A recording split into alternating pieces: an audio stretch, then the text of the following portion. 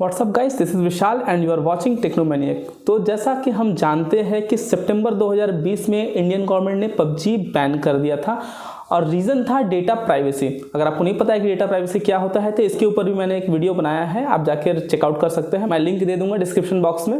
तो PUBG ban होने का रीज़न था डेटा प्राइवेसी।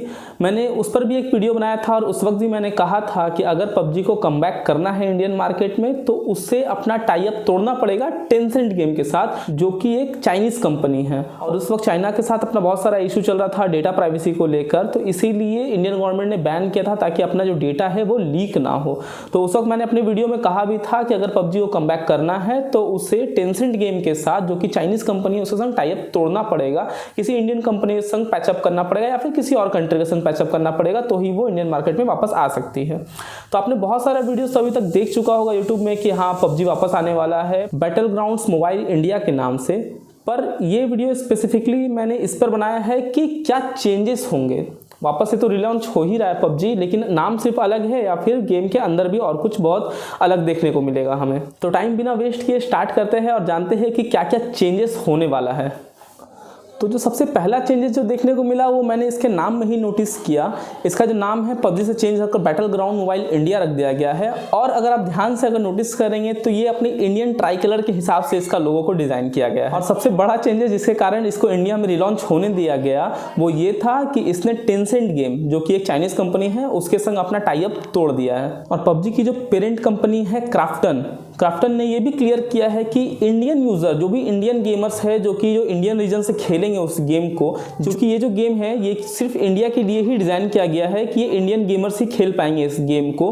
तो हमारा जो डेटा होगा, जो भी इंडियन गेमर का डेटा होगा, वो स्पेसिफिकली या तो इंडियन सर्वर पे सेव होगा या तो सिंगापुर के सर्वर पे सेव होगा। हमारा डेटा कहीं और नहीं, इंडिया और सिंगापुर में सेव किया जाएगा, ये भी क्राफ्टन ने क्लियर कर दिया है। पबजी को बैन करते समय बहुत सारा इशू आ गया था सामने कि कुछ बच्चे बहुत देर तक गेम खेल रहे हैं, काफ़ी ज़्यादा स्पेंड कर दे रहे हैं गेम में, लाखों रुपए अपने पेरेंट्स के लुटा दिए। तो पबजी ने इस पर भी ध्यान दिया और यहाँ भी एक बहुत बड़ा चेंजेस लाया है। अब जो माइनर जो गेमर्स होंगे उन लोगों के लिए, माइनर गेमर के लिए ये चेंजेस होगा कि जो भी 18 के नीचे होंगे जो भी गेमर्स, उन्हें अपना पेरेंट का नंबर वहाँ डालना पड़ेगा। पेरेंट के बिना परमिशन के वो गेम लॉगिन नहीं कर पाएंगे। ये ऐसा पबजी के डेवलपर लोगों ने कहा है।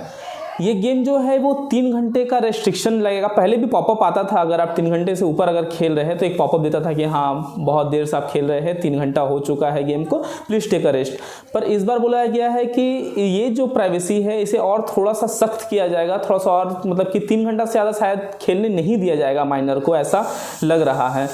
और भी है कि जैसे कि माइनर काफ़ी ज़्यादा स्पेंड कर दे रहे थे गेम में, लाखों रुपए अपने पेरेंट के बर्बाद कर दे रहे थे गेम में कुछ परचेस करके। तो इस यहाँ भी पबजी ने एक ब्लॉक लगाया है कि जो भी माइनर गेमर होंगे वो एक दिन में 7,000 से ज़्यादा स्पेंड नहीं कर पाएंगे गेम के अंदर। और भी बहुत सारे छोटे मोटे चेंजेस है जो कि र्यूमर के थ्रू सुनने में आया है कि जैसे कि हम जब एक शूट करते हैं, फायर करते हैं, तो उसमें ब्लड का जो कलर है उसमें हम सिलेक्ट कर सकते थे, पर यहाँ पर स्पेसिफिकली शायद ग्रीन होगा ब्लड का कलर, रेड नहीं होगा। और जब गेम स्टार्ट होता था उस समय जो हमारा जो प्लेयर जो अवतार होता था वो मे बी नेकेड भी रहता था बिना कपड़ों के। पर ये इंडियन जो आ रहा है PUBG battle ground mobile India, यहाँ पर जो भी जो अवतार होंगे शुरू में वो कपड़े के साथ ही स्टार्ट होगा, नेकेड नहीं रहेगा वहाँ पर अवतार। और बैटल ग्राउंड मोबाइल इंडिया ने ये भी क्लियर किया है कि ये जो गेम है स्पेसिफिकली इंडियन लोगों के लिए डिज़ाइन किया गया है। तो यहाँ जो भी लीग्स होंगे, जो भी टूर्नामेंट्स होंगे, इंडियन स्पेसिफिक ही होंगे। पबजी इंडियन मार्केट को काफ़ी अच्छी तरीके से जानते थे कि यहाँ पर गेमिंग कम्युनिटी बहुत बड़ी है, बस उनके पोटेंशियल को समझने का देर था। पबजी ने जो कि बहुत अच्छे से समझा कि यहाँ के गेमर्स में पोटेंशियल है, तो उसने इसीलिए जी जान लगा दिया ताकि वो इंडिया में वापस से कमबैक कर सके। उसे टेंसेंट गेम के साथ अपना रिश्ता तोड़ना पड़ा, उसने वो भी तोड़ा। यहाँ के गवर्नमेंट ने बोला कि तुम्हारी डेटा जो है यहीं पर स्टोर करना पड़ेगा, उसने वो भी माना। मतलब गवर्नमेंट का जितना भी नॉर्म्स था वो सारा उसने फॉलो किया सिर्फ इंडिया में कमबैक करने के लिए। पबजी के डेवलपर ने पूरा का पूरा गेम रीडिज़ाइन किया सिर्फ इंडियन मार्केट के हिसाब से, ताकि इंडिया पे कमबैक कर सके। तो कुछ तो पोटेंशियल होगा इंडियन गेमर्स में, तभी तो वो इतना जी जान लगा रहे हैं कमबैक करने के लिए। तो पबजी ने क्लियर किया है कि यहाँ जो भी लीग होगा, टूर्नामेंट्स होगा, वो इंडियन गेमर के हिसाब से ही डिज़ाइन किया जाएगा। जो भी प्राइज मनी होगा वो तो जैसे नॉर्मली ग्लोबल लेवल पे होता है वैसे ही होगा वो सब, लेकिन इंडियंस के लिए एक अलग से ही एक ई स्पोर्ट इकोसिस्टम तैयार किया जाएगा जहाँ पर इंडियन गेमर्स को ही बढ़ावा मिलेगा। यहाँ पर पबजी चाहता है कि इंडिया में गेमिंग कम्युनिटी को और ज़्यादा बढ़ावा मिले, क्योंकि पबजी जानता है कि इंडिया में गेमर्स लोगों की कमी नहीं है, उनमें पोटेंशियल भी है आगे बढ़ने की। तो यहाँ पर एक अलग से ई स्पोर्ट इकोसिस्टम डेवलप करना चाहता है पबजी, ऐसा उन्होंने अपने काफ़ी स्टेटमेंट में कहा है। और मेरे हिसाब से ये जो बैटल ग्राउंड मोबाइल इंडिया है ये जून तक आ जाना चाहिए। अगर आपको ये वीडियो पसंद आया तो लाइक करिए, सब्सक्राइब करिए और शेयर करिए अपने दोस्तों के साथ। तब तक के लिए बाय।